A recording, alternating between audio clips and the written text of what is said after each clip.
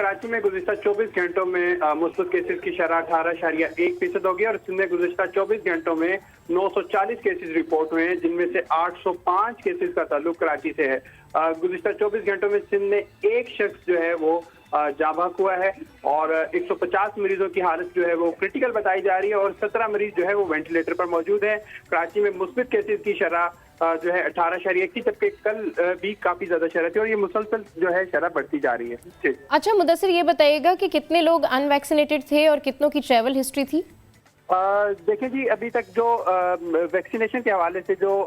वफाक की तरफ से मालूमात है जो दी जा रही है, वो तकरीबन कराची के 40% लोग हैं जो वैक्सीनेटेड हैं और अभी भी वैक्सीनेशन का अमल जो है वो सुस्त रवि का शिकार है और ये बार बार जो है कंपेन्स भी चलाई जा रही हैं कि लोग वैक्सीन लगवाएं लाजमी, लेकिन इसमें ज्यादा तेजी नहीं देखी जा रही। वैक्सीन काफी कम लोग लगवा रहे हैं जी। अच्छा मुदस्सिर, कुछ ये बताइएगा कि ये जो मुतासिर लोग हैं ये डेल्टा के हैं या इसमें ओमिक्रॉन भी है? देखिए जी, जब भी कोई वेव आती है और उसमें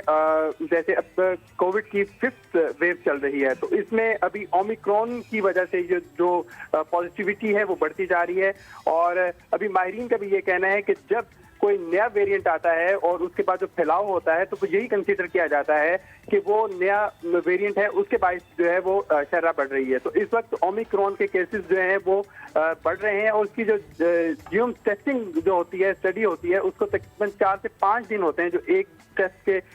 लिए दरकार होते हैं, तो इसलिए टेस्टिंग कम है। लिहाजा अब जो भी केस आ रहा है उसे ओमिक्रॉन ही कंसीडर किया जा रहा है।